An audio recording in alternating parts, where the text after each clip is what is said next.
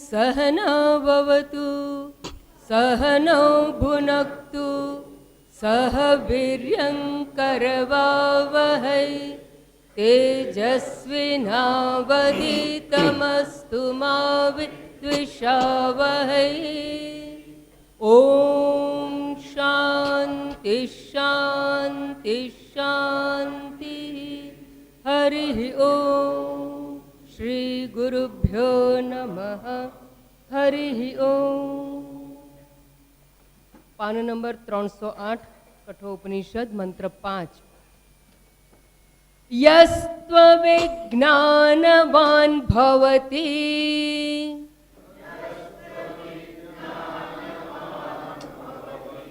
अयुक्तेन मनसा सदा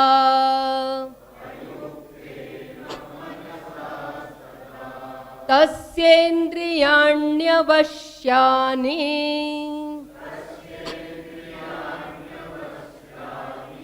दुष्टाश्वा इव सारथेः।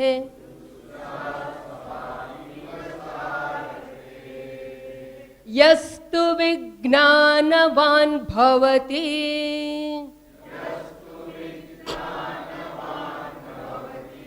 युक्तेन मनसा सदा तस्येन्द्रियाणि वश्यानि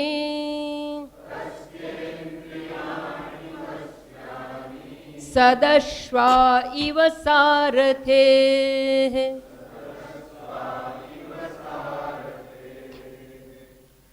આપણે પૂર્વ જોઈ ગયા છીએ એક રૂપક દ્વારા ખૂબ સુંદર તત્વની ચર્ચા કરવામાં આવેલી હતી। આત્માનમ રથિન વિદ્ધિ શરીરમ રથમેવતુ એ સંદર્ભમાં આપણી ચર્ચા ચાલી રહી હતી। એના નિષ્કર્ષ રૂપે આજે 2 મંત્રો અને થોડા 5 મંત્રો જોવાના છે। આ શરીર એક રથ છે, બુદ્ધિ એ રથનો સારથી છે, 5 જ્ઞાનેન્દ્રિયો એ શરીર રૂપી રથના ઘોડા છે અને દરેક ઘોડો એક એક ઇન્દ્રિય એક ઘોડો કહેવાય અને દરેક ઘોડો આ શરીર રૂપી રથને ઇન્દ્રિય રૂપી ઘોડો શરીર રૂપી રથને ઇન્દ્રિયને જેમાં આસક્તિ હોય એવા વિષયો તરફ લઈ જાય છે। આંખ નામનો ઘોડો કહે છે મારે રૂપમાં જવું છે, કાન નામનો ઘોડો કહે છે સંગીતમાં જવું છે, જીવવા કહે છે સ્વાદમાં જવું છે, ત્વચા કહે છે સ્પર્શાનુભૂતિમાં જવું છે। અર્થાત શબ્દ સ્પર્શ રૂપ રસ અને ગંધ એવા જે 5 વિષયો છે ને એ ઇન્દ્રિયો રૂપી ઘોડાને દોડવાના રસ્તાઓ છે અને એ રસ્તા પર આ લઈ જાય। પણ 5 ઘોડા પોતપોતાના વિષયમાં જો રથને ખેંચે તો રથનું થાય શું? એટલા માટે ઇન્દ્રિય રૂપી ઘોડાને કાબુમાં રાખવા માટે, સંયમમાં રાખવા માટે એ લોકોના મોંમાં એક ચોકઠું એક લગામ આપવામાં આવે છે અને લગામનું નામ છે મન। પણ કોઈ સારથી હોય એના હાથમાં હોવી જોઈએ લગામ, જે નક્કી કરે કે જમણી બાજુ જા, ડાબી બાજુ જા, બહિર્મુખી થા, અંતર્મુખી થા। આવો નિર્ણય કોણ લે? બુદ્ધિ। બુદ્ધિ તું સારથીમ વિદ્ધિ। આ બધી ચર્ચા ખૂબ વિશદ પ્રમાણમાં સારામાં સારી રીતે આત્મજ્ઞાન પ્રાપ્ત કરવાના, સાક્ષાત્કારના માર્ગે જવાના સંદર્ભમાં પૂર્વે ચર્ચા થઈ ચૂકી છે। હવે એ સંદર્ભમાં નિર્ણય આપે છે અને આપણને કહેવામાં આવે છે કે વન્સ અગેન શરીર રથ છે, બુદ્ધિ સારથી છે, મન લગામ છે, ઇન્દ્રિયો ઘોડા છે, ઇન્દ્રિયોના વિષયો શબ્દ સ્પર્શ રૂપ રસ અને ગંધ એ ઘોડાઓને દોડવાના રસ્તાઓ છે। આ બધી ચર્ચાના સંદર્ભમાં વાત આગળ ચાલે છે અને એ કહ્યું યહ તું એટલે યહ એટલે જે, તું એટલે પરંતુ, તુંનો અર્થ સંસ્કૃત સાહિત્યમાં જે એક પ્રણાલિકા છે વેદાંત સમજાવવાની, એમાં જ્યારે જ્યારે એવું આવે કે તું એટલે તું નહીં પરંતુ, અર્થાત અહીંયા સમજવાનું યહ તું અવિજ્ઞાનવાન ભવતી. યહ તું અવિજ્ઞાનવાન એટલે શરીરરૂપી રથનો જે સારથી એટલે બુદ્ધિ છે, એ બુદ્ધિ વિવેકી ન હોય તો, એટલે અવિજ્ઞાનવાન ભવતી. યહ તું અવિજ્ઞાનવાન ભવતી અયુક્તેન મનસા સદા. અયુક્તેન મનસા સદા. અને આગળ કહે છે તસ્ય ઇન્દ્રિયાણી અવશ્યાની દુષ્ટ અશ્વા. અશ્વા એટલે ઘોડાઓ, દુષ્ટ એટલે અવિવેકી જે સારથી હોય એના ઘોડાઓ કાબુમાં ના રહે, ઇન્દ્રિય રૂપી ઘોડાઓ, એટલે એને દુષ્ટ કહ્યું છે. એટલે કહ્યું છે દુષ્ટ અશ્વાહા તસ્ય ઇન્દ્રિયાણી, એવું બધું સમજાવવામાં આવ્યું છે. એટલે દુષ્ટ અશ્વાહા ઇવ સારથે. હવે આ છૂટું પાડીને તમને વાત કરી. હવે એનું ભાષાંતર, ત્યારબાદ ફ્રી ટ્રાન્સલેશન, ત્યારબાદ તત્વ જ્ઞાનની ચર્ચાનો શુભારંભ કરવામાં આવશે. યહ એટલે જે, પરંતુ અવિજ્ઞાનવાન ભવતી એટલે અવિજ્ઞાની, અવિવેકી, જે શરીરરૂપી રથનો સારથી અવિવેકી હોય એટલે અવિજ્ઞાન. વિજ્ઞાનવાન એટલે વિવેકી કહેવાય. તો અવિજ્ઞાનવાન ભવતી, શરીરરૂપી રથનો સારથી જો અવિવેકી હોય તો શું થાય? સદા અયુક્તેન મનસા, સદા અવશ મન વાળો હોય. સારથી જો વિવેકી ના હોય તેનું મન છે ને એ કાબુમાં ના હોય. અને મન કાબુમાં ના હોય એટલે મન એટલે લગામ. મન કાબુમાં ના હોય તો ઘોડાને વિપરીત દિશામાં લઈ જાય, ઈશ્વર પ્રત્યે ના લઈ જાય, શ્રેય પંથમાં ના લઈ જાય, પણ પ્રેય પંથે, આગળ ચર્ચા થઈ ગઈ, પ્રેય પંથે એટલે સંસારના ભોગમાં લઈ જાય, જેમાં જેમાં મન આસક્ત હોય ત્યાં લઈ જાય. સદા અવશ મનવાળો હોય. તસ્ય ઇન્દ્રિયાની, તેની ઇન્દ્રિયો, ઇન્દ્રિયો ઘોડાઓ, અવશ્યાની બે કાબુ થઈ જાય. અને દુષ્ટ અશ્વાહા ઇવ, બે કાબુ ઘોડાઓ અનિયંત્રિત થઈ જાય. અને બુદ્ધિ જ્યાં ઈચ્છે ત્યાં જાય નહીં. પણ તમારા ઘોડાઓ વિવેકી છે એટલે મનનમાં લઈ આવ્યા, નહીં તો રસ્તામાં ભટકાઈ દે. રસ્તામાં ઓટોલો આવે ત્યાં લઈ જાય, પછી એમ કે જમણી બાજુ ચલો અંકલેશ્વર, પછી ડાબી બાજુ ચલો હાઈવે પર ચલો. હાઈવે પર બહુ જતી હોટલો, ભરૂચ અને બરોડાની વચ્ચે 200 હોટલ છે, 100 આ બાજુ ને 100 આ બાજુ. ભટકી જાઓ. એટલે તમારા ઘોડા સારા છે, તમારી સારથી એટલે બુદ્ધિ સારી છે. નહીતર શું થાય? દુષ્ટ અશ્વાહા એવ સારથે, એટલે સારથીનું માને નહીં અને તમને સંસારમાં ખેંચા કરે. શબ્દનું ભાષાંતર. નાઉ ફ્રી ટ્રાન્સલેશન. જે બુદ્ધિરૂપી સારથી અવિવેકી હોય, અવિજ્ઞાનવાન ભવતી, અવશ મનરૂપી લગામ વાળો હોય. એનું મન કેવું હોય? અવશ, વશમાં ના હોય. અવશ મનરૂપી લગામ વાળો છે.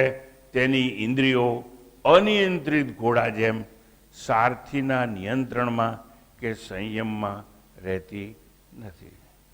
એટલે તમારા શરીરરૂપી રથને ખાડામાં નાખે એટલે ભોગમાં લઈ જાય, રૂપમાં લઈ જાય, સ્વાદમાં લઈ જાય, આલિંગન કરવું છે મારે, સ્પર્શાનુભૂતિમાં લઈ જાય. એમ બહિર્મુખી બનાવી દે, એક્સ્ટ્રોવર્ટ બનાવી દે. તમારું સદભાગ્ય છે રેવા તટે બેસી અને તમે તમારા ઇન્દ્રિયરૂપી ઘોડાને કાબૂમાં કરી અને અંતર્મુખી થવા માટે મરણાશ્રમમાં લઈ આવે છે. હવે આ ફ્રી ટ્રાન્સલેશન થઈ ગયું, શબ્દાર્થ થઈ ગયો, અને આપણે સંધિ છૂટી પાડીને પણ જોયું. હવે તત્વની ચર્ચા માટે આપણે આગળ જઈએ.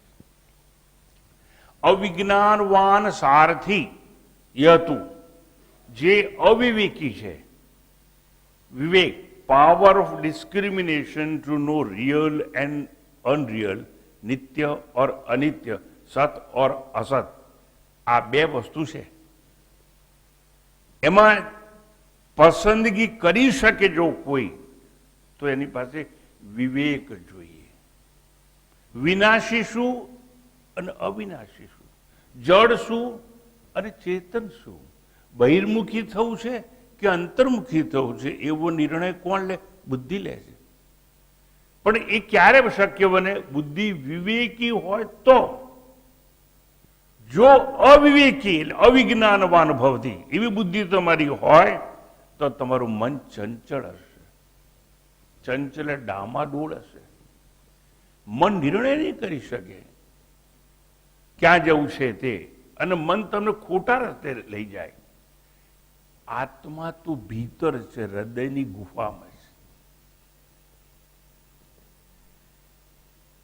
અને ઈશ્વર પણ અંદર છે. ઈશ્વર સર્વભૂતાનામ એવું કહ્યું છેલ્લા અધ્યાયમાં. રુદ્દેશે અર્જુન તિષ્ઠતિ.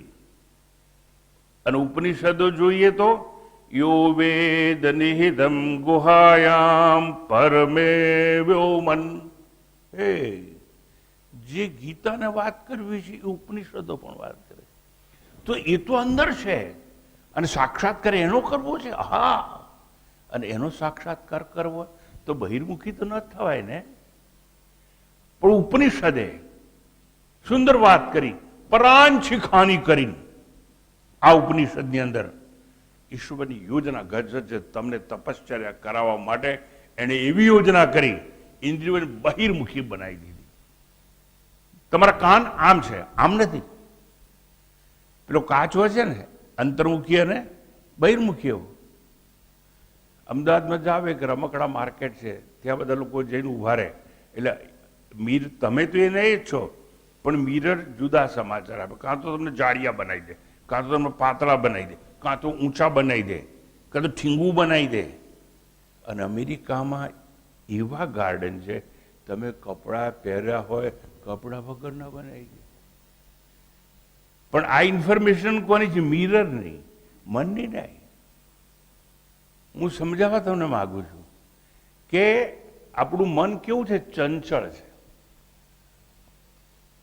કુદાકુદ કરે છે, એક જગ્યાએ સ્થિર રહેતી નથી, જેને મેન્ટલ એજિટેશન કહેવામાં આવે છે.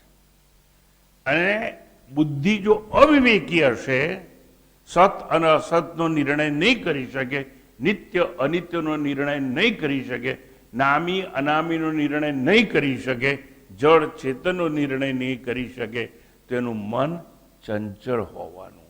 અને એવો સારથી દેહરૂપી રથને પરમ કલ્યાણના માર્ગે લઈ જવાને બદલે, શ્રેયના માર્ગે લઈ જવાને બદલે, એ બેકાબુ ઇન્દ્રિયોરૂપી ઘોડાઓ ઇન્દ્રિયોના વિષયોના રસ્તે જ પ્રયાણ કરશે, દોડશે, અને ભોગના માર્ગે આગળ વધી પ્રેમને પસંદ કરશે, અને શ્રેય છે એને છોડી દે. શ્રેય એટલે પરમ કલ્યાણ, એને છોડી દેશે. કારણ અયુક્તેન મનસા, એનું મન કેવું થઈ ગયું છે? ચંચળ.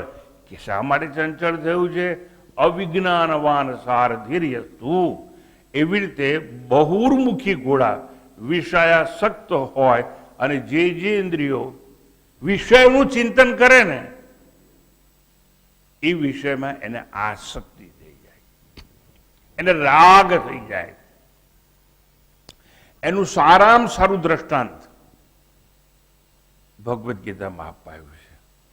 ધ્યાયતો વિષયાન પુંસઃ. આહા, મન છે ને, શબ્દ સ્પર્શ રૂપ રસ અને ગંધનું જો ધ્યાન કરશે તો સંગ તેષુપજાય છે.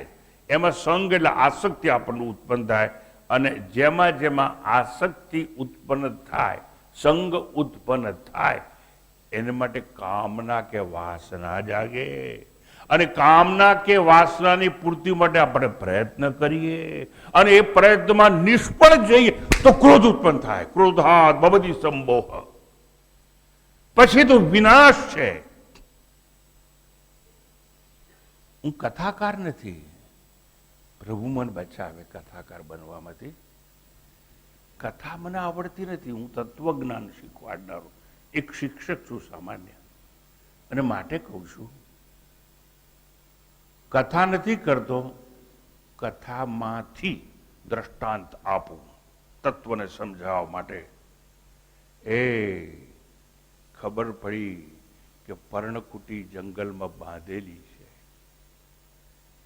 અને બે સુંદર યુવાનો ત્યાં, ઓહો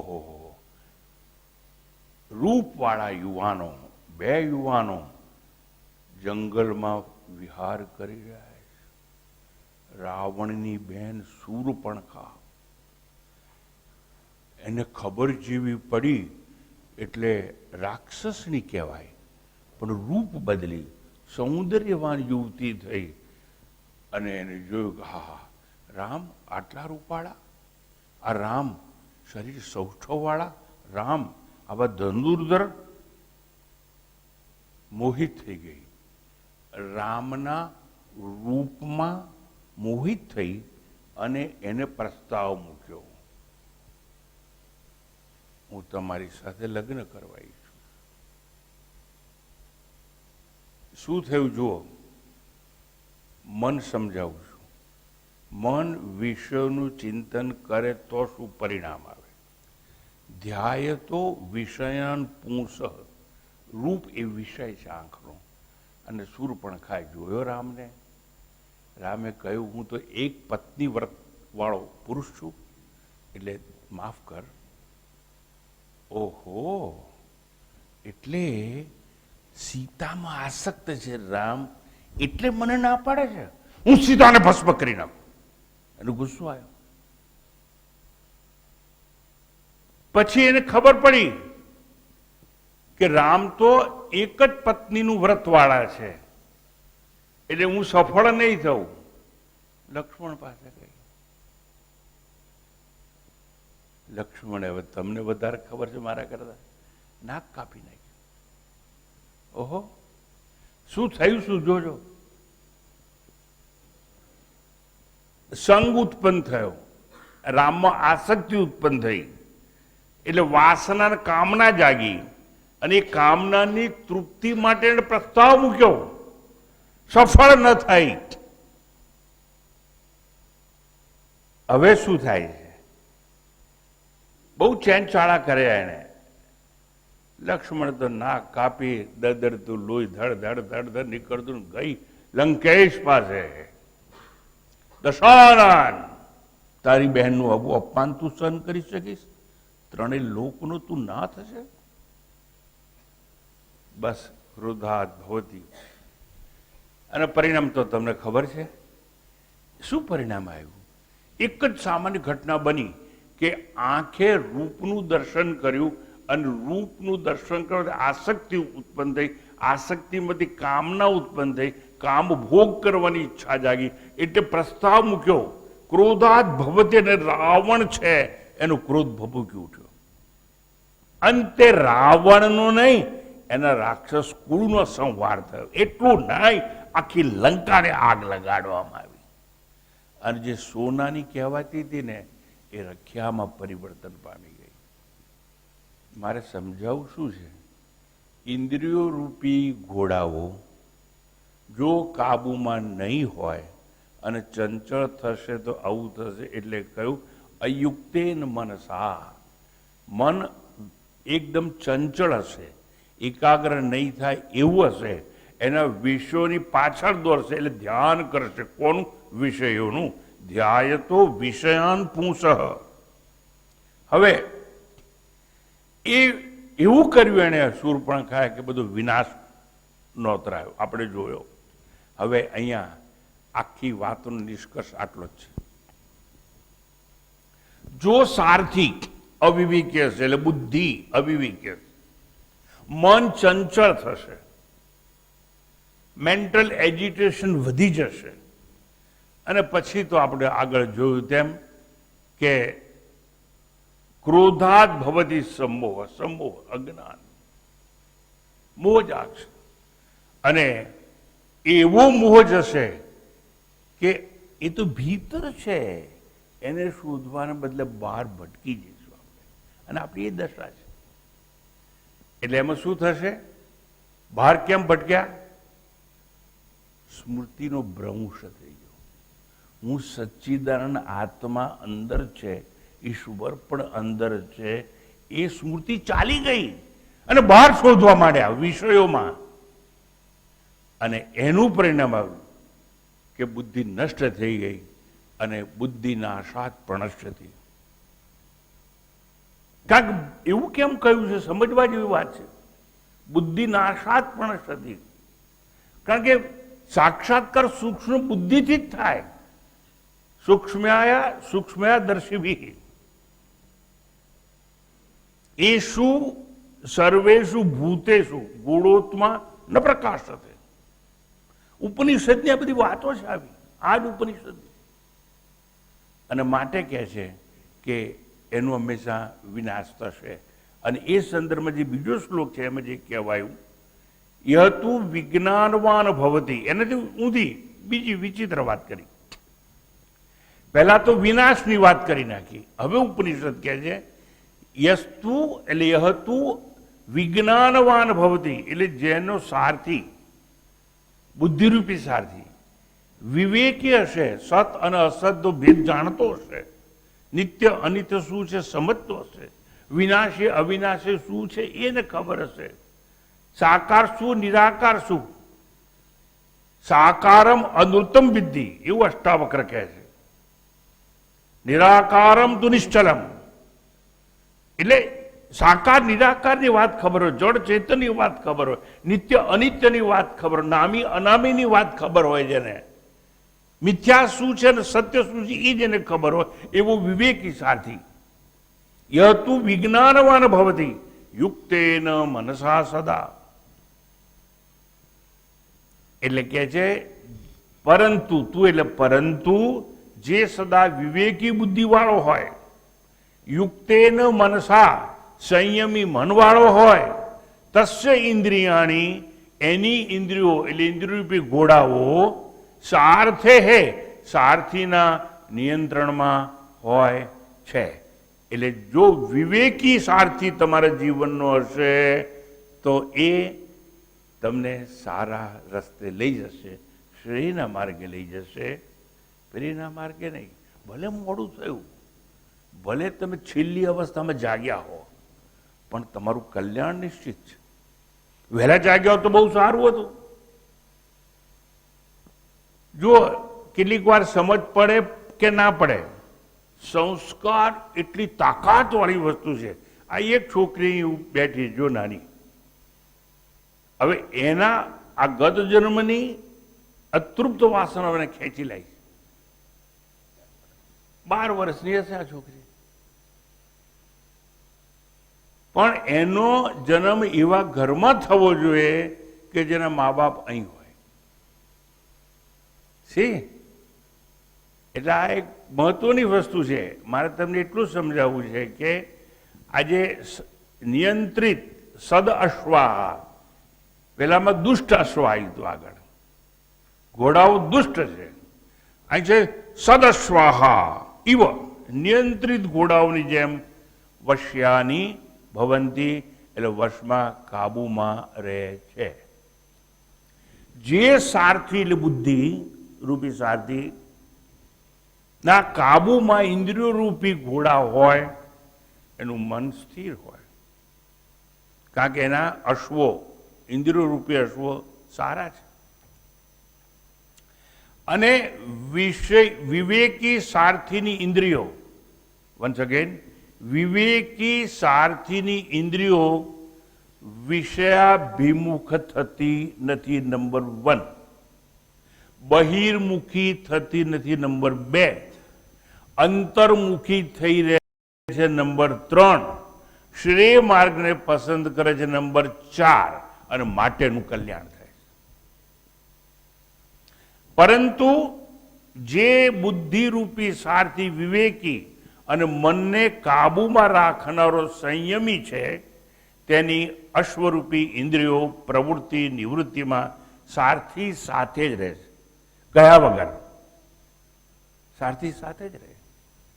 અને સારથી વિવેકીઓ તો વિવેકમાં જ લઈ જાય. એટલે પ્રવૃત્તિ નિવૃત્તિમાં સારથી સાથે કયા વગર સારા ઘોડાઓ વર્તે છે. એટલે શું શબ્દ પ્રયોગ છે? સદશ્વાહા, નિયંત્રણમાં રહેનારા ઘોડાઓ.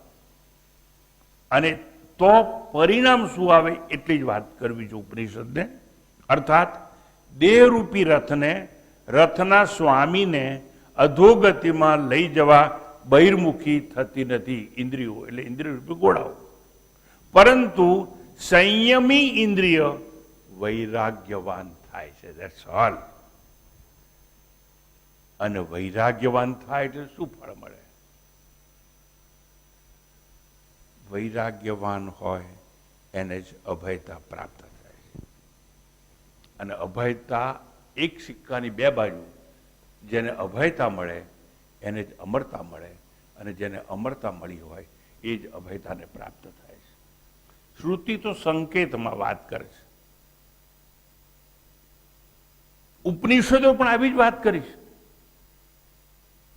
ન કર્મણા ન પ્રજયા ધને ન ત્યાગે નૈકે અમૃતત્વ માનસુ पर्णनाकं निहितं गुहायां विभ्राजते यद्यतयो विशन्ति वेदान्तविज्ञानसुनिश्चितार्थ संन्यासयोग यतयः शुद्धसत्त्वाः ते ब्रह्मलोके तु परान्तकाले परामृतात् परिमुच्यन्ति सर्वे दह्रं विपापं परमेष्मभूत यत्पुण्डरीकं पुरमद्य सग्गस्थं तत्रापि दह्रं गगनं विशोकस्तस्मिन् यदन्त तदुपासितव्यं यो वेदादौ स्वरप्रोक्तो वेदान्ते च प्रतिष्ठितः तस्य प्रकृतिलीनस्य यः परः स महेश्वरः.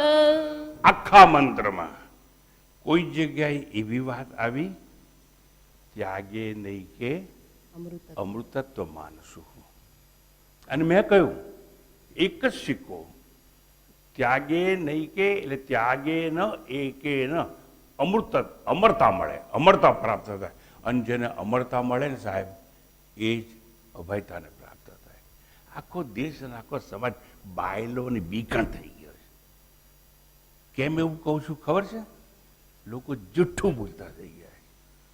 તમારે જુઠ્ઠું ક્યારે બોલવું પડે? ડર લાગે તો કે શું થશે મારું, શું શિક્ષા થશે મને. અને ડર ક્યારે લાગે માણસને? અભયતાને પ્રાપ્ત ન થયો ત્યારે.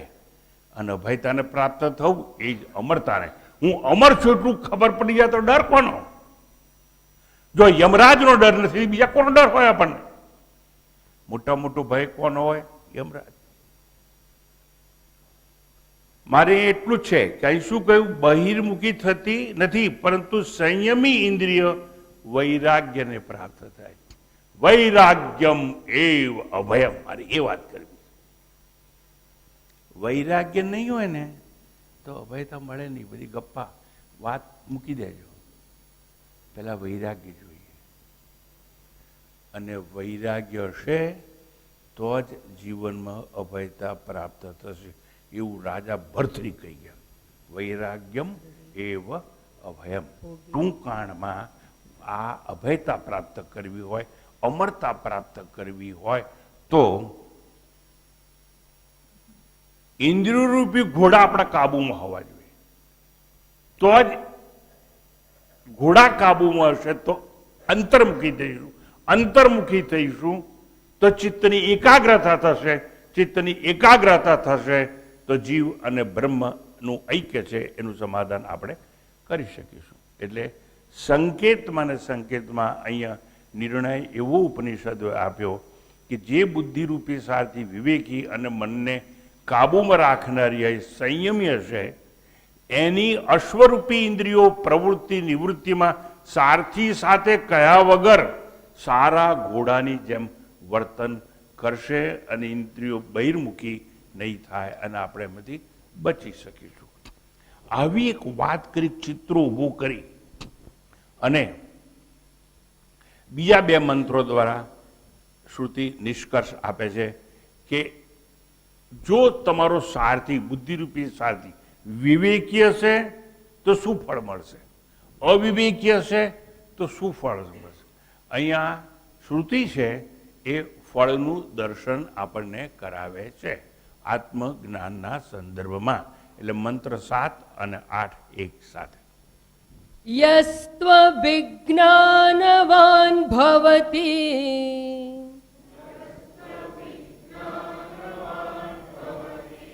અમનસ્ક સદા શુચિઃ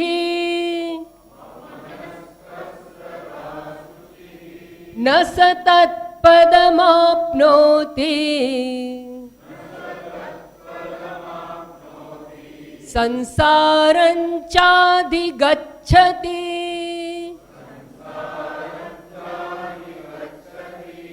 યસ્તુ વિજ્ઞાનવાન ભવતી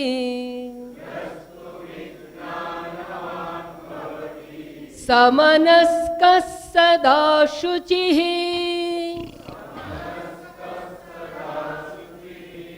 સ તુ તત્પદમાપ્નોતિ યસ્માદ્ ભૂયો ન જાયતે.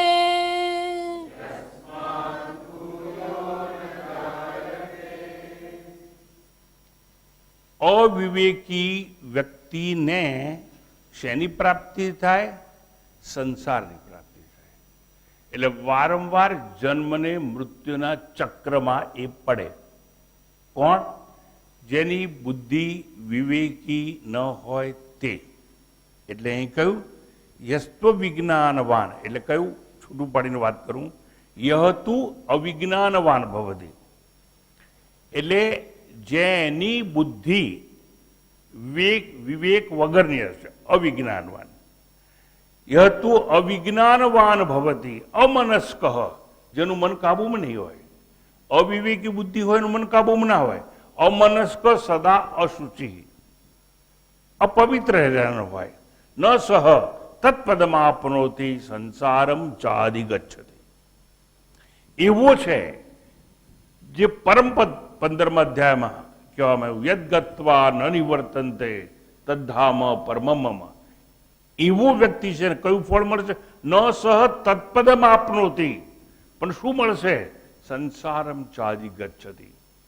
મૃત્યુ બાદ એ પાછો જન્મ લેશે, પાછો જન્મ લઈ અને પાછો મરશે, અને જન્મ મૃત્યુના ચક્રમાંથી કદાચ એ મુક્ત થઈ શકશે નહીં. એટલે બંધનમાં જ રહેનારો. હવે સંધિ છૂટી પડ્યા બાદ હવે શબ્દાર્થ જોઈ લઈએ. યહતુ સદા, પરંતુ જે સદા અવિજ્ઞાનવાન વિવેકહીન બુદ્ધિવાળો હશે, અમનસ્ક અસંયમી ચિત્તવાળો, એટલે જેનું મન ચંચળ હશે, કુદાકુદ જ કર્યા કરે, મેન્ટલ એજિટેશન, એને કોઈ વસ્તુમાં સંતોષ જ ના થાય. સામાન્ય વસ્તુની વાત જવા દો, એક ગુરુમાં પણ સંતોષ નથી થતો. ગુરુ બદલવાની એક નવી ફેશન આવી ગઈ સમાજમાં. આ કેવા લોકો હોય કે અસંયમી, અમનસ્ક. બીજી તો વાત જવા દો, તમે વસ્ત્રો બદલો ચાલે, ખાવાનું બદલો ચાલે, ઘર બદલો ચાલે, નોકરી બદલો ચાલે, અરે ગુરુ બદલવાની વાત આ સમાજમાં અત્યારે એકદમ આગળ વધી ગઈ. ખબર નહીં શું થશે એ લોકોનું. અમનસ્ક એટલે અસંયમી ચિત્તવાળો હોય ને એ આવું કર્યા કરે. નોકરી કરતો નથી કે મારે શેઠ જોડે બનતું નથી, બીજી નોકરી. સારું ઘર હોય ને તો કે આ ઘરમાં બરકત નથી, દુકાન હોય ને તો ધંધો એ બરાબર નથી ચાલતો મારા બેટા કે. અરે તારી બુદ્ધિ ઠેકાણે હશે તો ધંધો ચાલશે. દુકાન અહીંથી ત્યાં બદલવાથી નહીં થાય તારું કલ્યાણ. હવે શું કરીએ? અને ધંધો બદલે એમ નહીં, જ્યાં જ્ઞાન લેવાની અવસ્થાનો પણ બદલાય છે આજકાલ. કેમ આવું થાય છે? એમાં માણસનો વાંક નથી, એના મનનો વાંક છે. એ કેવા મનવાળો છે? અમનસ્ક, અસંયમી ચિત્ત વાળો છે. એટલે અશુચિ, પવિત્ર અપવિત્ર જગ્યાએ લઈ જાય. વારંવાર હું ભાર દઈને કહું છું, જગ્યા નહીં બદલવાની, દુકાન નહીં બદલવાની, નોકરી નહીં બદલવાની, વર નહીં બદલવાનો. શું બદલવાનું? મન બદલવાનું. સ્વામીજી અમને તો એ બધું ખબર જ નહીં, અમને એમ કે આ સ્થળ છોડીને બીજે જઈશું એટલે સુખી થઈ જઈશું. અને ગોળિયા, સુખી ના થવાય, તારું મન બદલ. એક માણસ હતો ન્યુયોર્કની પાસે હન્ટિંગટન કરીને એક જગા છે, એ લગ્ન કર્યું એકવાર, પછી ના ફાવ્યું કે આ મારું માનતી જ નથી ને, હું જે કોઈ ઊંધું જ કામ કરે, છૂટા છેડા. બીજી વાર લગ્ન કર્યા. તેની બૈરી કે જો ભાઈ હું તો ભણી ગણી છું, ડોક્ટર છું, હું કે તારા ઘરનો વાસિંદો હું ઘસવા નથી આવી, હું તો નોકરી કરીશ, દવાખાનામાં રહીશ, આ પગાર લાવીશ, એમ તને થોડો પગાર આલીશ. તો કે તું મારી સેવા ના કરે તો તને પૈણી લાયો હું જખ મારવા? તો કે એ બધું નહીં ચાલે. તો કે છૂટા છેડા. બીજી વાર છોડે, તો ત્રીજી વાર છોડે, ચોથી વાર છોડે. એક વરી એટલી પૈસાવાળાની છોકરી જોડે લગ્ન કર્યા ને કે ઘરમાં મારું જ ચાલવું જોઈએ, તો હું તારું ધણી છું, કે ધણી બની નહીં, છૂટા છેડા. પછી 8 વાર છૂટા છેડે લીધા. કેટલી વાર ભાઈ? 8 વાર. પછી એક વાર એના ભાઈબંધો હાથે ગાર્ડનમાં બેઠા, તને કીધું આજે મારે તમને એક સત્ય કહેવું છે. તો કે શું? જલ્દી કહી દે. હવે મેં નિર્ણય કર્યો છે, હું બીજી વાર હવે લગ્ન કરવાનો નથી, 9મી વાર. બધા કે અલા એવું તને કયું સત્ય જડ્યું તો તું ફરી વાર લગ્ન જ કરવાનો? 8 વાર તો છૂટા છેડા લીધા. તો કે અત્યારે નહીં, પછી તમને કાલે મળજો ને, આવતા રવિવારે આપણે ત્યાં પેલી કોફી શોપમાં જઈશું ને, કઈ પેલી છે ને રસ્તા પર આવે ને કીધી કોફી કાફે ડે એવું કંઈક છે ને, ત્યાં આપણે ભેગા થઈશું. અને પછી હું વાત કરું તો સારું, બધા ગયા, કોફીનો ગ્લાસ મંગાવ્યો. પછી કે તું પેલી સિક્રેટ તો કહી દે. તો કે જો સાંભળો, મેં 8 વાર લગ્ન કર્યા અને 8 વાર બૈરી બદલી. જો 1 વાર મેં મન બદલ્યું હોત ને તો આ દાડા ના આવે મારા. શું બદલવાનું? મારે કહેવાય કે ના કહેવાય? શું બદલવાનું? મન બદલવાનું. બૈરી નહીં બદલવાની, ઘર નહીં બદલવાનું, દુકાન નહીં બદલવાની, નોકરી નહીં બદલવાની, આશ્રમ નહીં બદલવાનો. ઉપનિષદ ભણવા નીકળ્યા છે, મન બદલવાનું શીખ્યા નહીં. ઉપનિષદ શું કરે બાપડું? શ્રુતિ શું કરે? એનું મધર શ્રુતિ કહેવામાં આવે છે. માં છે આ માં. મારો જન્મ થયો ને ત્યારે મારી માએ આ નામ અને આકાર વળી સૃષ્ટિ તો મને આપી હતી, પણ મારી પાસે દ્રષ્ટિ નથી, હું આંધળો હતો. આ માં ભગવદ્ ગીતા અને ઉપનિષદો મને દ્રષ્ટિ આપી અને મને સમજાયું મન બદલવાનું. સાક્ષાત્કાર કરવો તોય મન બદલવાનું.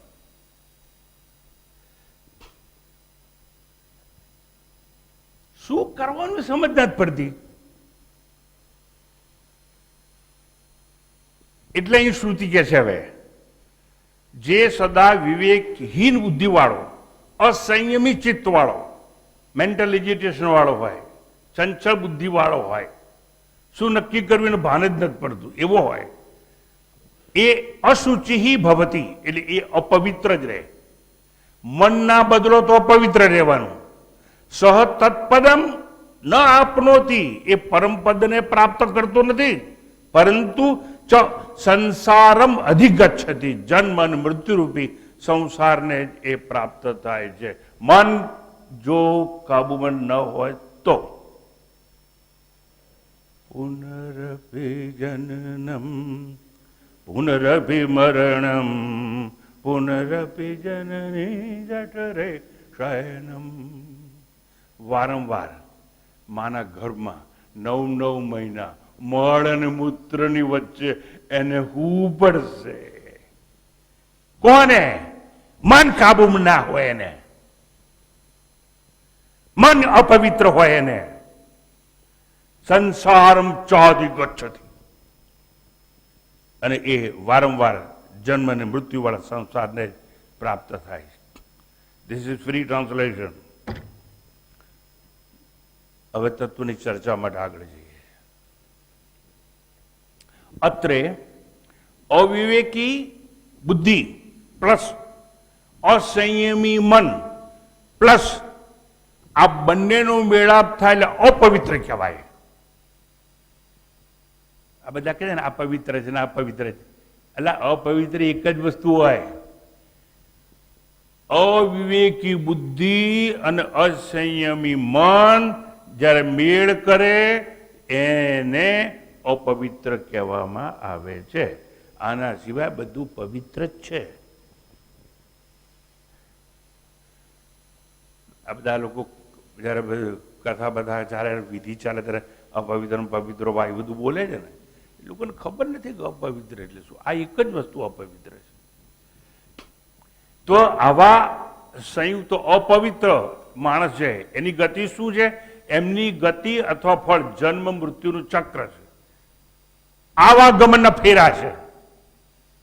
એવા પરમપદને પ્રાપ્ત નથી કરતા. કયું પરમપદ? યદ્ગત્વા ન નિવર્તન્તે તદ્ધામ પરમ મમ, એવું જ ગીતામાં કહ્યું કે જ્યાં ગયો ફરી કદાપી જન્મ મૃત્યુના ચક્રમાં આવતો નથી. ઓહો, પણ એવાને મન જેનું ચંચળ હોય એ લોકો પ્રાપ્ત ના કરી શકે. હા, વાતો ભલે કરે ગમે મોટી મોટી બધા. અસંયમી મન વાળો નિત્ય વિષય ભ્રમણ કરનારો હોય, ભોગાસક્ત રહે છે, ભોગમાં જ આસક્ત રહે. વિવેકના અભાવે, વન્સ અગેન, એટલે વિવેકી સારથીના અભાવે વૈરાગ્યહીન બને. અને વૈરાગ્ય ના હોય તો બહિર્મુખી બને. અને બહિર્મુખી બને ને એને સંસાર જ મળે, કારણ કે સંસાર બહાર છે, આત્મા અંદર છે. પણ જે બહાર ભટકવાની ટેવ પડી ગઈ હોય ને એને સાક્ષાત્કાર કઈ રીતે થાય સાહેબ? કદાપી શક્ય નથી. અસંયમી, અવિવેકી એટલે અપવિત્ર. અને એવો અપવિત્ર સમજતો જ નથી. શું સમજતો નથી?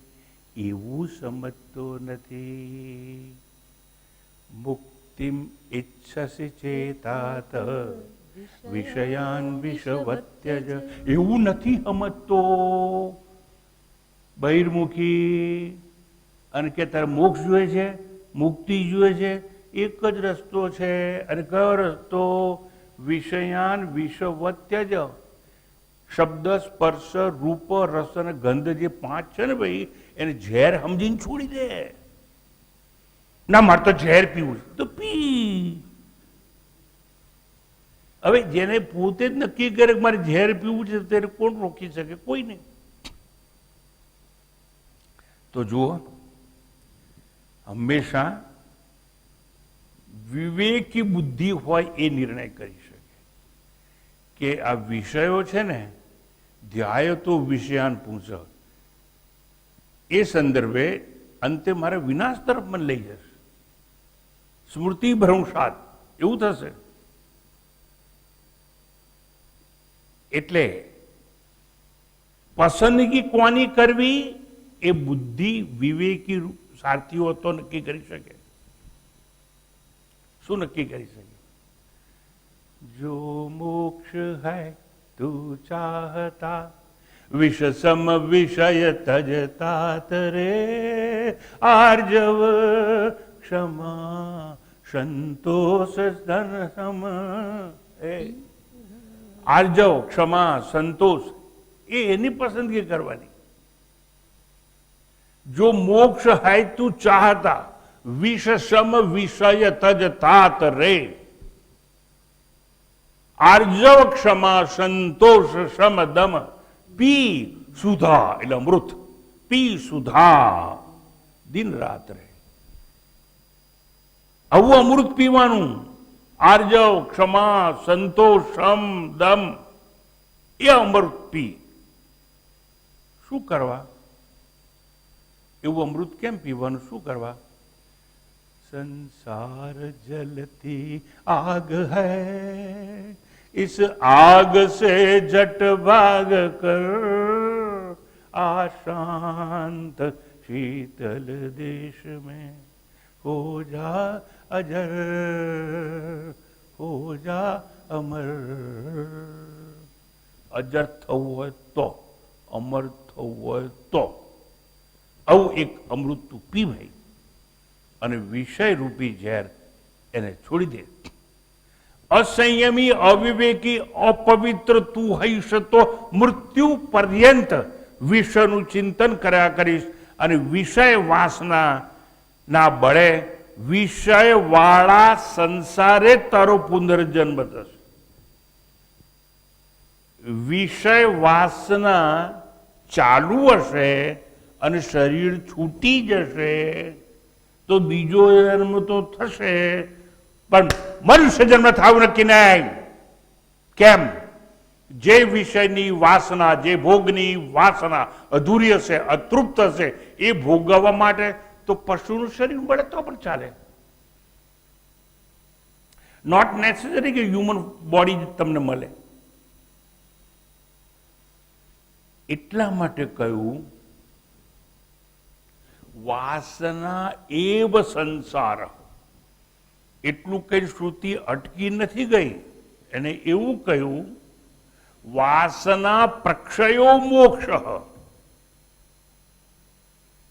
વાસનાનો નાશ એ જ મોક્ષ છે. ક્યાંક વાસના નહીં હોય છેલ્લી ઘડીએ તો શું થશે? વાસના નહીં હોય આપણો જન્મ કેમ થાય? કાં તો કરેલા કર્મના ફળ ભોગવવા માટે, અને કાં તો અતૃપ્ત વાસનાની તૃપ્તિ માટે.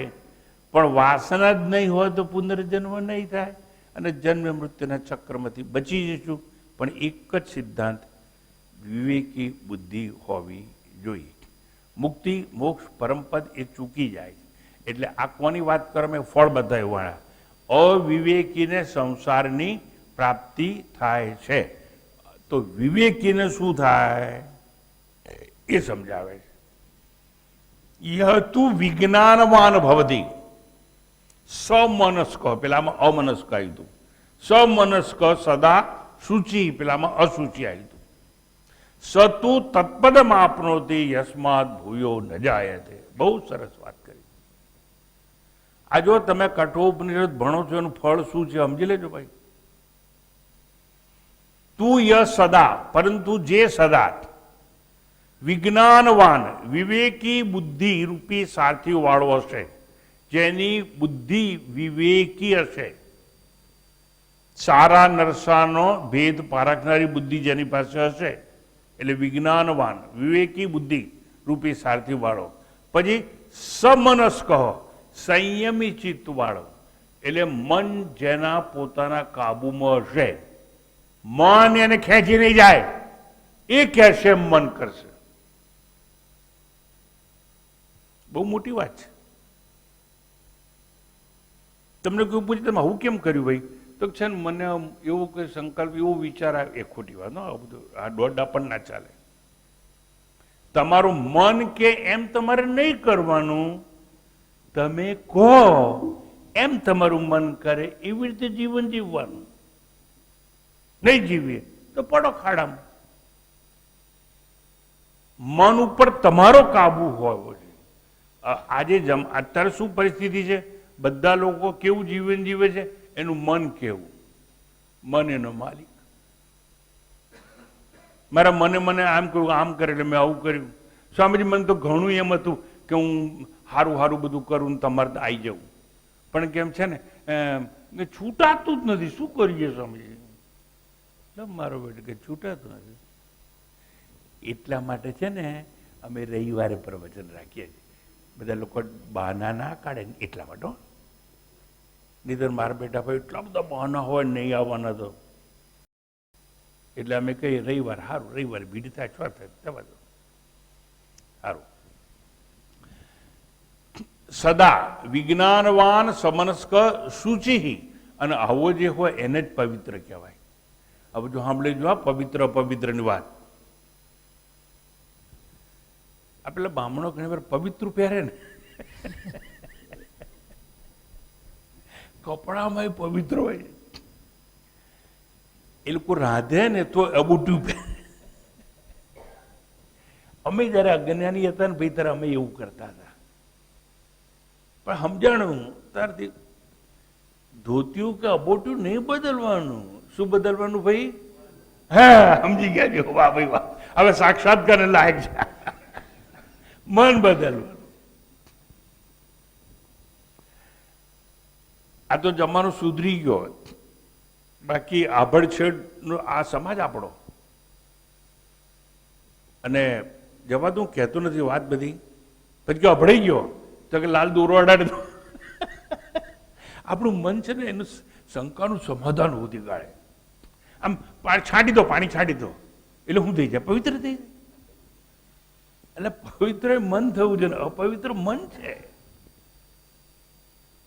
તો અહીંયા કહે છે સમનસ્ક શુચિ ભવતી, એટલે પવિત્ર બને છે. એટલે જે વિવેકી હોય અને મન જેનું કાબુમાં હોય એને જ પવિત્ર કહેવાય. શુચિર ભવતી એટલે પવિત્ર રહેનારો. સતુ તત્પદમ આપનોતી, એ પરમપદને પ્રાપ્ત કરે છે. યસ્માત ભૂય ન જાયતે, જ્યાંથી પુનઃ ફરીવાર જન્મ મૃત્યુના સંસારે આવતો નથી. આ ટ્રાન્સલેશન. હવે આગળ જઈએ. સત્તુ તત્પદમ આપનોતી, વિવેકી બુદ્ધિ, સંયમી વૈરાગ્યવાન મન. જો મન કેવું હોય? સંયમી હોય. મન કેવું હોય? વૈરાગ્ય હોય. જોજો વૈરાગ્ય ક્યાં આવે? મનમાં. મનમાં કેમ વૈરાગ્ય જાગે? કે રાગ મનમાં થાય છે એટલે. રાગ મનમાં થાય તો વિરાગ પણ મનમાં થાય. મન જો આસક્ત થાય તો મન જ અનાસક્ત થાય. વિવેકી બુદ્ધિ, સંયમી વૈરાગ્યવાન મન એ અંતર્મુખીનું વાત છે. ચિત્ત અંતર્મુખી હોય તો જ. ચિત્ત જેનું બહિર્મુખી હોય એમાં વિવેક ના હોય. ચિત્ત જેનું બહિર્મુખી હોય એમાં વૈરાગ્ય પણ હોય ના. વિષયાશક્તિથી મુક્ત હોય એ મન જ પવિત્ર કહેવાય. શબ્દ સ્પર્શ રૂપ રસ અને ગંધ ની આસક્તિ જેનામાં ના હોય એ મન પવિત્ર કહેવાય. મનને પવિત્ર કોઈ કરવું નથી. તેની વાર નહીં આય કે એટલે નાહવાથી જો પવિત્ર થવાતું તો માછલા મગર અને કાચબા છે ને એ બધા પવિત્ર થઈ ગયા હોત. મારો એક જ સંબંધ છે અત્યારે, પવિત્રતા એટલે શું અને પવિત્ર કોને કરવાનું? મનને પવિત્ર કરવાનું. અને મનને પવિત્ર કરવા માટે બુદ્ધિ સૂક્ષ્મ જોઈએ, બુદ્ધિ વિવેકી જોઈએ અને મન છે એ અંતર્મુખી જોઈએ. આ સંયોગ થાય તો પવિત્રતા મળી ગઈ.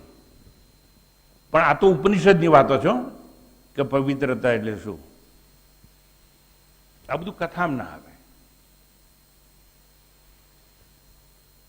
પવિત્રતા કથામાં વેચાતી નથી, એટલું યાદ રાખવાનું. આગળ જઈએ આપણે. વિષયાશક્તિથી મુક્ત જે મન છે પવિત્ર કહેવાય. ને પવિત્ર મન જેનું છે તે નિત્ય નિરંતર પરબ્રહ્મના વિચારોમાં મગ્ન રહે છે. અને પવિત્ર મન જ્ઞાનનું અધિકારી છે.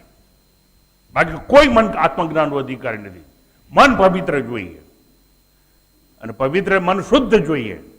અને શુદ્ધ અને પવિત્ર મન હોય એને સાક્ષાત્કાર થાય. હું નથી કહેતો, શાસ્ત્રો કહે છે મનસા એવ ઇદમ આપતવ્યમ નેહ નાનાસ્તિ કિંચન. ઉપનિષદે કહ્યું મનથી જ સાક્ષાત્કાર થાય. કયું મન? પવિત્ર મન. પવિત્ર એટલે શું? ચંચળતા ન હોય એવું મન અને બુદ્ધિ કેવી? વિવેકી હોય તે. પવિત્રતા એટલે શું? શ્લોક તો ગોખી માર્યો. મનસા એવ ઇદમ આપતવ્યમ નેહ નાનાસ્તિ કિંચન. અને કાં તો સૂક્ષ્મ બુદ્ધિ હોય તો સાક્ષાત્કાર થાય. પવિત્ર મન જ્ઞાનનું અધિકારી. કારણ વિક્ષેપ મુક્ત છે મન. કારણ શાંત છે મન. અશાંત કુત સુખમ. અશાંત મન હોય ને સુખ ના હોય, અને સુખ ના હોય એને તો આત્મ સાક્ષાત્કાર શક્ય જ નથી. આ બધી જ ભાંજકડ છે ને ઉપનિષદોની મન સાથે છે. તમારે યુદ્ધ કરવું હોય તો મન સાથે કરવાનું. આ જેટલા જેટલા છૂટાછેડાના કેસ આવે ને એમાં વચ્ચે મન છે. મન જ છૂટાછેડા લેવડાવે અને મન જ સંયોગ કરાવે. એટલે કહ્યું છે મન એવ મનુષ્યાણામ કારણમ બંધ મોક્ષ. શું કારણ? જે મન શાંત છે, શુદ્ધ છે, ત્યાં જ બ્રહ્મ જ્ઞાન થાય. અહમ બ્રહ્માસ્મિ, જે બ્રહ્મને જાણે, અહમ એટલે હું બ્રહ્મ છું. એટલે જો તમે બ્રહ્મને જાણો છો એવું કહો, સમજો, મોટી છેલ્લામાં છેલ્લી ઊંડામૂડી વાત છે, તો તમે અબ્રહ્મ ન રહો. અર્થાત જે માણસ એમ કહે કે હું બ્રહ્મને જાણું છું, બ્રહ્મને જાણ્યા વિના પમાય નહીં અને બ્રહ્મ પામ્યા વિના જણાય નહીં. આટલો સિદ્ધાંત યાદ રાખજો સુખી થવા માટે. જેમ કે હું બ્રહ્મને જાણું છું એ બ્રહ્મથી જુદો હોય જ નહીં. કારણ બ્રહ્મ કોણ છે? હું પોતે છું. તો જો હું એમ કહું હું બ્રહ્મને જાણું છું તો મેં બ્રહ્મને પ્રાપ્ત જ કર્યો છે એમ કહેવાય. એટલે કયું ઉપનિષદોએ બ્રહ્મવિદ બ્રહ્મૈવ ભવતી, બ્રહ્મ થયા વિના બ્રહ્મ જણાય નહીં અને બ્રહ્મને જાણ્યા વિના બ્રહ્મને પમાય નહીં. એટલે જે બ્રહ્મને જાણે છે બ્રહ્મવિદ થાય છે. બ્રહ્મવિદ બ્રહ્મૈવ ભવતી, અને જે બ્રહ્મને જાણી લે બ્રહ્મ થઈ જાય એને જ પેલું પરમપદ મળે. જેને પરમપદ મળે એ પુનઃ સંસારમાં કદાપી આવતો નથી, સંસાર રૂપી ચક્રથી મુક્ત થઈ જાય. એના માટે શું કરવું પડે? સાદો સીધો સ્વામીજી આ તમે તો ઉપનિષદની બધી અઘરી વાત કરો, સહેલી વાત કરી દો, કરી દઈએ સહેલી. સાંભળજો સહેલી વાતો, બુદ્ધિ ચકાસવી ના પડે એવી વાત કરી દઉં. છેલ્લી વખતે મૃત્યુ સમયે કૃષ્ણ ભગવાન કહે છે કે હું કહું તો તમે નહીં માનવાની મને ખાતરી છે, એટલે હું કાંઈ ભગવાનનું નામ લઉં છું વચ્ચે. અને કૃષ્ણ ભગવાને એવું કહ્યું છે, સહેલો રસ્તો કયો? અંતકાલે ચ મામેવ સ્મરણ મુક્ત્વા કલેવરમ ય પ્રયાતિ સમદભાવમ યાતિ નાસ્તત્ર સંશય. અદ્ભુત વાત કરી. મૃત્યુ સમયે આખી જિંદગી ભગવાને ના યાદ કર્યો તો જવા દો. છેલ્લા સમયે શું છે? અંતકાલે એટલે મૃત્યુ સમય, અંતકાળ કહેવાય. પછી એક ટેકનિકલ વસ્તુ છે, અમે પડતો નથી. હું એવું શીખ્યો છું કે સારા વક્તાએ પોતાનું જ્ઞાન છે ને એનું પ્રદર્શન નહીં કરવાનું, પણ પોતે જે રહસ્યો ગોળી ગોળીને પીધા છે ને એનો સાર સરળ લોકોને સમજાય એમ કહેવાનું. આપણા સમાજમાં તત્વજ્ઞાન કેમ સમજાતું નથી? વક્તાઓ છે ને પોતાના જ્ઞાનનું પ્રદર્શન કરે છે. તો સમજ ગ્રહ તો શું કરે? વેલ્થનું પ્રવચન. મને બધા બોલાવે, આ મારો ડ્રોઈંગ રૂમ, મારો આ છે, તમારું આમ છે, એ જ. એના ઘેર આપણે જઈએ ને મોટા શેઠિયાઓના, એટલે એની વેલ્થનું એ પ્રદર્શન કહેવાય. એમ જ્ઞાની પોતાના જ્ઞાનનું પ્રદર્શન કરતો હોય છે. એમાંથી છટકવાનું. આ જે લોકો ભાષણ કરતા એ લોકોને માટે કહું છું. અંતકાલે છો મામેવ. કૃષ્ણ ભગવાન કહે છે કે જો મૃત્યુ વખતે મારું નામ સ્મરણ કરશો, સ્મરણ મુક્ત્વા કલેવરમ, અને મારું નામ દેતા દેતા કલેવરમ એટલે શરીર છોડી દેશો, શરીરનો ત્યાગ કરશો, તો યહ પ્રયાતિ સ મદભાવમ યાતિ નાસ્તત્ર સંશય. જે પવિત્ર સાધક છે, પાછું પવિત્રતાની વાત યાદ રાખવાની, પવિત્ર સાધક અંતકાળે મને સ્મરણ કરતો કરતો દેહ ત્યાગી મારા સચ્ચિદાનંદ સ્વરૂપને જ નિસંદેહ પામે છે. એટલે છેલ્લી વખતે ભગવાનનું નામ લેવું એવું નહીં. ભગવાનનું નામ લેતા લેતા શરીર છૂટવું જોઈએ. અને એવું ક્યારે બને? વિષયોમાંથી મુક્ત થયા હોઈએ તો. ઇન્દ્રિયોના વિષયમાંથી, શબ્દ સ્પર્શ રૂપ રસ અને ગંધમાંથી, એની આસક્તિમાંથી મુક્ત થયા હોઈએ ને તો જ છેલ્લી વખતે ભગવાનનું યાદ આવે. ના આવે યાદ. એ તો હગાવાલા બધા કે પેલો તો બેહોશ જ પડ્યો નહીં, અને ટોરી બરીને બધા બેઠા હોય. એમ અડધા ત્યાં કેવા હોય, બાપા વિલમાં મારું નામ લખ્યું છે કે નહીં? જ તારી જાય, વિલમાં નામ લખ્યું છે કે નહીં મારો બેટો? એવા લોકો જ ભેગા થાય છેલ્લી ઘડીએ. એમાં કોક એવો ભૂલમાં અહીં પ્રવચનમાં મનનમાં આવી ગયો અને આવું યાદ આવે આજનો શ્લોક કે આવું કહ્યું છે ભગવાને, અલા કોઈ 15માં અધ્યાય બોલો ને, અલા શ્રી રામ નામ બોલો ને, અલા ઓમ ઓમ કોઈ કોને, અને પેલાના કાનમાં જો એ શબ્દ જાય અને પેલો ધરકો બોલી શકે તો કૃષ્ણ પરમાત્માએ કહ્યું કે છેલ્લી વખતે અંત સમયે મારું સ્મરણ કરતો કરતો દેહ છોડે. યાદ રાખજો, દેહ છોડતી વખતે મારું સ્મરણ કરે જેવું ના. સ્મરણ કરતો કરતો શરીર છોડે છે તો જ એને આપણે પ્રાપ્ત થઈએ. આ સહેલો રસ્તો બતાવ્યો. કેમ? આ ઉપનિષદ હું બોલ કરું છું, ના સમજાય એટલા માટે. ટૂંકમાં વિષય ચિંતનથી જે મુક્ત છે એટલે પવિત્ર છે. વિષય ચિંતનથી મુક્ત છે એની વાત કરી. સતુ તત્પદમાપનોતી, એને આ પરમ પદની પ્રાપ્તિ થતી હોય છે. અને જે ભગવાનનું સ્મરણ કરતો કરતો, એટલે ભગવાનની જ કામના અને વાસના નામ સ્મરણ કરતો કરતો શરીર છોડે છે, એને પ્રભુની જ પ્રાપ્તિ થાય અને એનો પુનર્જન્મ થાય નહીં. પછી ક્યાં સંસાર અને કેવો જન્મ હોય. અને અંતે એક જ શ્લોક છે, એ હું લઈ લઉં છું 5 મિનિટ વધારે લઈને, કારણ કે શ્રાવણ મહિનો છે અને શ્રાવણ મહિનામાં અંતિમ સત્ય છે એ મારે છુપાઈને રાખવું નથી. માટે વાત વિજ્ઞાનવાન સારથી. વિજ્ઞાન સારથિર્યસ્તુ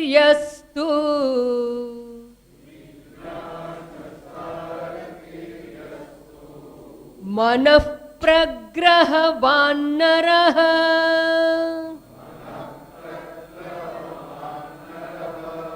સોધ્વનઃ પારમાપ્નોતિ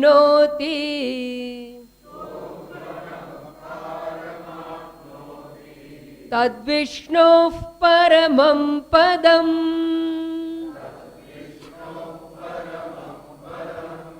આ ફરતી પરમપદની વાત અહીં આવી છે.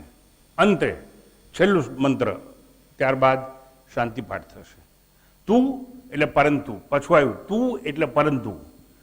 પરંતુ યહ નરહ એટલે જે કોઈ મનુષ્ય વિજ્ઞાનવાન સારથી, વિવેકી બુદ્ધિરૂપી સારથીથી સંપન્ન છે, મનઃ પ્રગ્રવાન મનરૂપી લગામ જેના વશમાં છે, એટલે મન જેના કાબુમાં છે, સ અધ્વન એટલે તે સંસાર માર્ગથી પાર પહોંચીને વિષ્ણોહો એટલે વિષ્ણુના વ્યાપક પદને, વિષ્ણોહો તત્પરમમ પદમ એ પરમ વિષ્ણુના પરમ પદને પામે છે. આટલી વાત છે અને એટલું સમજાય દઉં તત્વજ્ઞાનના દ્રષ્ટિકોણથી. તદ વિષ્ણોહો પરમમ પદમ. જેની બુદ્ધિ વિવેકી છે, મન જેના કાબુમાં છે, એ સંસાર માર્ગથી પાર પહોંચી જાય અને કોને પ્રાપ્ત કરે? વિષ્ણુના પરમ પદને પ્રાપ્ત કરે છે. એટલી જ વાત છે. હવે વિષ્ણુ એટલે હું, તમારી ચોપડીઓમાં આવું બધું લખેલું હોતું નથી એટલે કહું છું. વિષ્ણુ એટલે શું, લોકો શું સમજે છે અને આપણે શું સમજી બેઠા છીએ. વિષ્ણુ વાસુદેવ નામના સર્વવ્યાપક પરબ્રહ્મ એટલે પરમાત્માનું જે પરમપદ ઉત્કૃષ્ટ સ્થાન છે એને વિષ્ણુનું પરમપદ કહેવામાં આવે છે. હું સમજાવી દઉં. વિષ્ણુ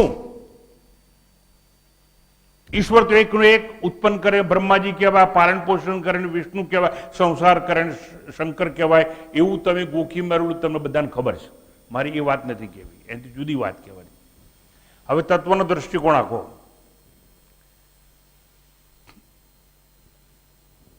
સગુણ અર્થ, વિષ્ણુ નો સગુણ અર્થ એવું કહેવાય છે. ભગવાન વિષ્ણુને ચતુર્ભુજ કહેવામાં આવે છે, એટલે એને 4 હાથ છે એવું કહેવાય છે. લોકો સમજતા નથી 4 હાથ એટલે શું. અને 4 હાથમાં જુદા જુદા આયુધ હોય. શંખ ચક્ર ગદા પદ્મ એવું છે કે નહીં? અને એવો શ્લોક તો તમને આવડે જ છે અને તમે કાયમ બોલતા જ છો અર્થ સમજ્યા વગર. તો ભગવાનના હાથમાં શંખ એટલે શું? શંખ કોઈ પણ સારી વસ્તુનો પ્રારંભ કરીએ ને ત્યારે શંખ વાગે છે, ખબર છે? એટલે નવી શરૂઆત કરીએ તો, એટલે આ જગતનું સર્જન જ્યારે કર્યું ત્યારે ઓ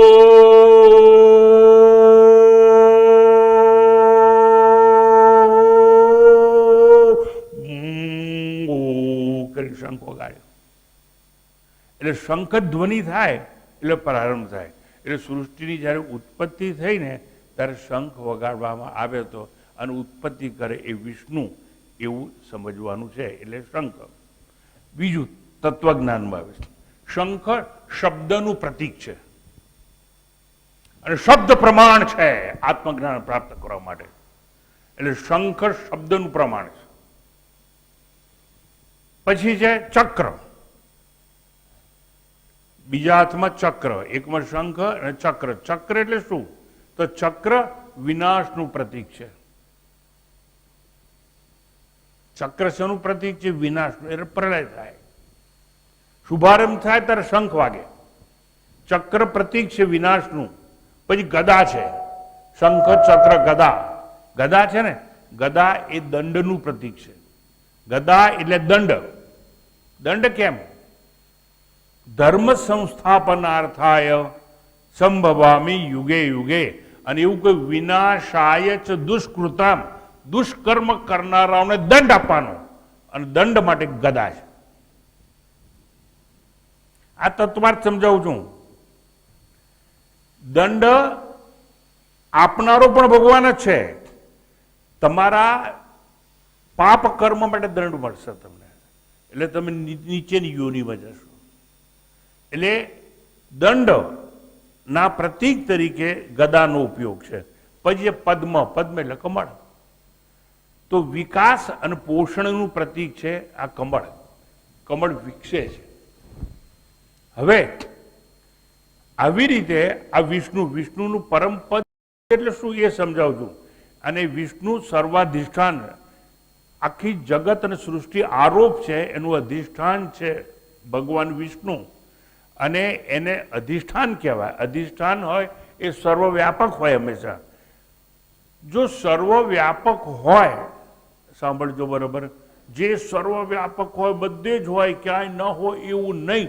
અને જે સર્વવ્યાપક હોય એને જો બ્રહ્મ કહેવામાં આવે તો આકાશ સર્વવ્યાપક છે, તો આકાશ જ બ્રહ્મ કહેવાય ના? કેમ?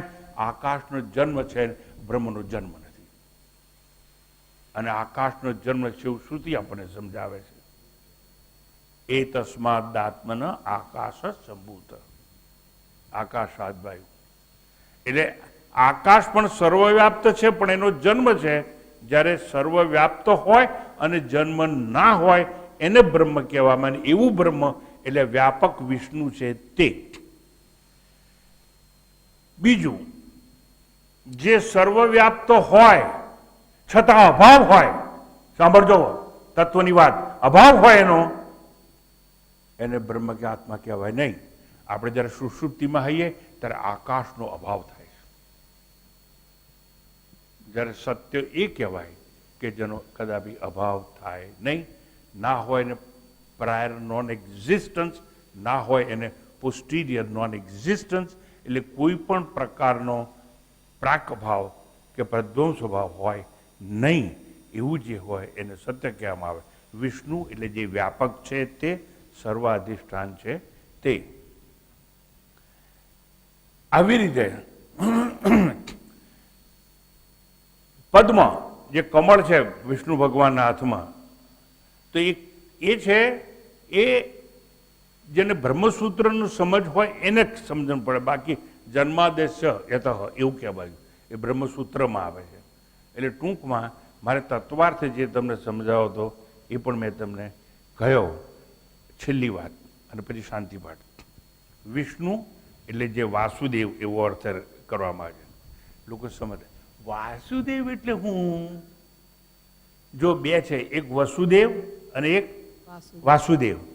ભેદ તો તમને ખબર છે, તમે બધા વસુદેવ સાંભળો એટલે બરોબર. કૃષ્ણનું નામ શું કહેવાય? વાસુદેવ. સારું, હવે સાંભળજો બરોબર. વાસુ, આ જે લોકોને તત્વ સમજવું, જે લોકો ધ્યાન આપે. વાસુ, વાસુ એટલે શું? તો હવે ધ્યાન રાખજો. એનો અર્થ છે જડ અને ચેતન, ચર અને અચર, વ્યક્ત અને અવ્યક્ત, પિંડ અને બ્રહ્માંડ, આ બધું જેમાં વસે છે એને વાસુ કહેવામાં આવે છે. વન્સ અગેન, જડ અને ચેતન, ચર અને અચર, વ્યક્ત અને અવ્યક્ત પિંડ અને બ્રહ્માંડ એ જેમાં વસે છે એને વાસુ કહેવામાં આવે. પણ આ વાસુ છે ને જડ નથી, ચેતન છે, એટલે જ્ઞાન સ્વરૂપ છે, જ્યોતિ સ્વરૂપ છે, અને જે જ્યોતિ હોય એને દેવ કહેવામાં આવે છે. એટલે વાસુ એટલે જેમાં બધું વસે છે તે, અને એ ચેતન છે એટલે દેવ, એટલે વાસુ દેવ એ જ વિષ્ણુ છે. અને એ વિષ્ણુ સર્વાધિષ્ઠાન બ્રહ્મ છે, અને જ્યાં સમગ્ર બ્રહ્માંડ આખું વસેલું છે. એવું વિષ્ણુનું પરમપદ, તદ વિષ્ણુ પરમમ પદમ. જોજો હવે આ તત્વની વાત છે. તદ વિષ્ણુ હો, એવું તદ વિષ્ણુ પરમમ પદમ. હવે તત આવ્યું, તત પાછું બ્રહ્મનું પ્રતીક છે. એટલે હવે આ જેનો ઉપનિષદો ઘોડીને પીધા હોય એના માટે બધા માટે નથી. મહાવાક્ય તત્વમસીનો તત, તદ વિષ્ણુ હો પરમમ પદમ. તત શબ્દ મહાવાક્યનો તત્વમસી મહાવાક્યમાં આવે છે. તત એટલે બ્રહ્મ, એટલે વિષ્ણુ એ તત છે. તદ વિષ્ણુ પરમમ પદમ. એટલે તત છે એ શું છે તો કે વિષ્ણુ છે, અને વિષ્ણુ છે એ બ્રહ્મ છે, અને બ્રહ્મ જ પરમપદ છે. એટલે આગળ કહ્યું તે પ્રમાણે બુદ્ધિ જેની વિવેકી હોય, મન જેના વશમાં હોય, એ શેને પ્રાપ્ત કરે છે? તદ વિષ્ણુ પરમમ પદમ. એવા પદને પ્રાપ્ત કરે છે, એટલે બ્રહ્મને જ પ્રાપ્ત કરે છે. બ્રહ્મ જ પરમપદ છે, અને પરમપદ હોય દેશ કાળ અને વસ્તુથી અપરિચ્છિન્ન હોય, અને અપરિચ્છિન્ન હોય ને સત્યમ જ્ઞાનમ અનંતમ બ્રહ્મ તરીકે ઉપનિષદોએ સમજાવેલું છે. આમાં જ્ઞાનમ સત્યમ અને અનંતમ બ્રહ્મપદને પ્રાપ્ત કરું, તદ વિષ્ણુ પરમમ પદમ. અને પરમ પદ ચતુર્ભુજ છે. આ વિષ્ણુને 4 હાથ એટલે શું? એટલે 4 આયુધની મેં વાત કરી, અને આયુધનું તત્વજ્ઞાન મેં તમને સમજાવ્યું. અને 4 હાથ એટલે 4 હાથ નહીં. આ તો ભાઈ આયુધની વાત છે. એમાં ગદા છે, ચક્ર છે, પદ્મ છે, શંખ છે. શંખ, ચક્ર, ગદા, પદ્મ, એટલે એ પ્રતીક રૂપે આ બધું છે. પણ આપણે પ્રતીકો સમજ્યા નથી. પ્રતીક એ પરમાત્મા નથી, પણ પરમાત્મામાં પ્રતીક હોઈ શકે. પણ આખા આપણા સમાજમાંથી આ વાત નષ્ટ થઈ ગઈ. અને જ્યાં સુધી ઉપનિષદોનું જ્ઞાન આ સમાજને આપવામાં નહીં આવે, ત્યાં સુધી વિષ્ણુના ઊંધા છતાં ખોટા અર્થ આપણે સમજી રહેવાના છીએ. બાકી એ વિષ્ણુનું પદ પ્રાપ્ત થાય તો આપણે સાક્ષાત્કાર થાય, એમાં કોઈ શંકા નથી. એટલે દંડ એટલે શું? વિનાશાય ચ દુષ્કૃતામ. અને એટલા માટે ગદાનું પ્રતીક રાખવામાં આવ્યું. ચક્રનું પ્રતીક છે વિનાશ માટે, એટલે લય સૂચક છે. શંખ છે એ શબ્દ પ્રમાણનું પ્રતીક છે, અને પદ્મ છે વિકાસ અને પાલન પોષણ કરનારાનું પ્રતીક છે. આવી રીતે વિષ્ણુના એ પરમપદને પ્રાપ્ત થાય છે. આપ સૌને આજે રક્ષાબંધનના પવિત્ર દિવસે હું પ્રાર્થના કરું કે આવું તમને શંખ, ચક્ર, ગદા, પદ્મ એવું વિષ્ણુ ભગવાનનું સ્વરૂપ છે, રૂપ નહીં સ્વરૂપ છે, એ પ્રાપ્ત થાય એવી મારી અંતિમ પ્રાર્થના છે. વિષ્ણુ માટે વૈકુંઠ યાત્રા નથી. વિષ્ણુ માટે વૈકુંઠ યાત્રા નથી. ઉપનિષદોના સંદર્ભમાં અવિદ્યાથી આ વિદ્યાની યાત્રા છે. વન્સ અગેન, અવિદ્યાથી આ વિદ્યાની યાત્રા છે. આ ભ્રાંતિથી બ્રહ્મની યાત્રા છે. આ તમસથી જ્યોતિની યાત્રા છે. આ અવિવેકથી વિવેકની યાત્રા છે. આ વાસનાથી નિર્વાસનત્વની યાત્રા છે. વૈકુંઠ એ દેશ નથી, વૈકુંઠ સમયમાં નથી, વૈકુંઠમાં કોઈ પ્રવાસ હોઈ શકે નહીં. જો વૈકુંઠ દેશ હોય, જો વૈકુંઠ કોઈ જગ્યા હોય તો દેશથી બદ્ધ કહેવાય, અને દેશથી પરિચ્છિન્ન કહેવાય. અને જે પરિચ્છિન્ન હોય એ કદાપી પરમપદ બની શકે નહીં.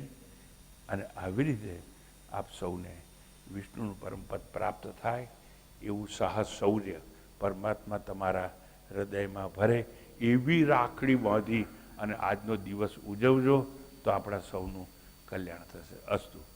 ઓમ પૂર્ણમદ પૂર્ણમિદં પૂર્ણાત પૂર્ણમુદચ્યતે પૂર્ણસ્ય પૂર્ણમાદાય पूर्णमेवावशिष्यते। ॐ शान्ति शान्ति शान्तिः। हरिः ॐ। श्रीगुरुभ्यो नमः। हरिः ॐ।